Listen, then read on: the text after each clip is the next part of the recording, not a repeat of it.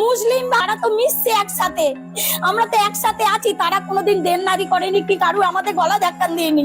ওদের কুরবানিটা ওদের করতে দাও, আমরা বাঁচি। ঈদুল আজহার আগে পশ্চিমবঙ্গের ষাঁড়, বলদ, গরু, বাছুর ও মহিষ জবাইয়ের উপর নিষেধাজ্ঞা বহাল রেখেছে কলকাতা হাইকোর্ট।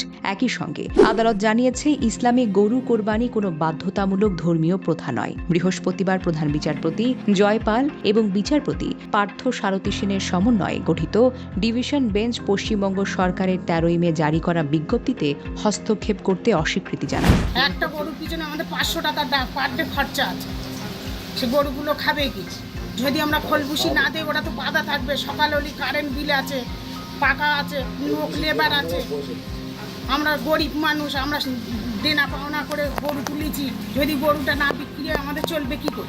আদালত জানায়, 2026 সালের 13ই মে জারি করা বিজ্ঞপ্তিটি মূলত 2018 সালে হাইকোর্টের পূর্ববর্তী নির্দেশনারই বাস্তবায়ন। ফলে এই বিজ্ঞপ্তি স্থগিত বা বাতিল করার কোনো ভিত্তি নেই। মুসলিমরা আমাদের গরু কিনছে না ওনার জন্য, শুভেন্দু অধিকারীর জন্য। উনি মানে মুসলিমরা ভয় পেয়ে গেছে। আমাদের স্বামীরা কি করে খাবে?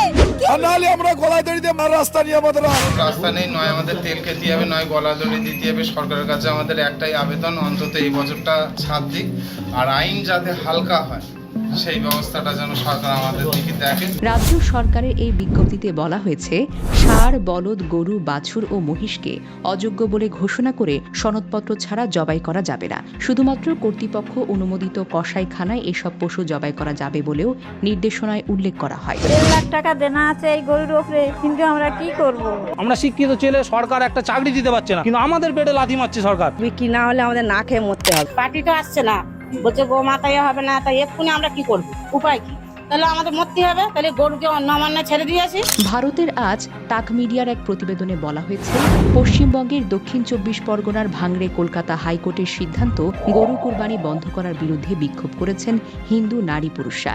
সেখানে তারা বলেন, কোরবানির নিয়মের যে প্রথা বন্ধ করা হয়েছে সেটা আমরা মানি না, মানব না। রাজ্য সরকার কোরবানির নিয়ম বন্ধ করেছে, সেটা আমরা মানি না। গরু বিক্রি করতে দিতেই হবে। আমাদের ব্যবসার কোনো পুঁজি নেই, আমাদের ব্যাংকের লোন আছে, লোকের কাছে ইন্টারনেট টাকা আছে, ভুষির দোকান আছে, ওষুধের দোকান আছে, বিচুলি আলা আছে, সবই আমাদের দেনা করে করা।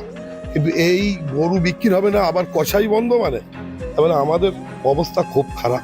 লোকে মারবে, ধরবে, গালাগালি করবে, পথে আত্মহত্যা করবে। আইন করেছে তাদের প্রথম জানতে হয় যে গরু কি 14 বছর রাখে কোনো মানুষ? একটা দামড়া গরু কিংবা এড়ে গরু 14 বছর কি করবে? তার দুধ হয় না। Desk report, recap news.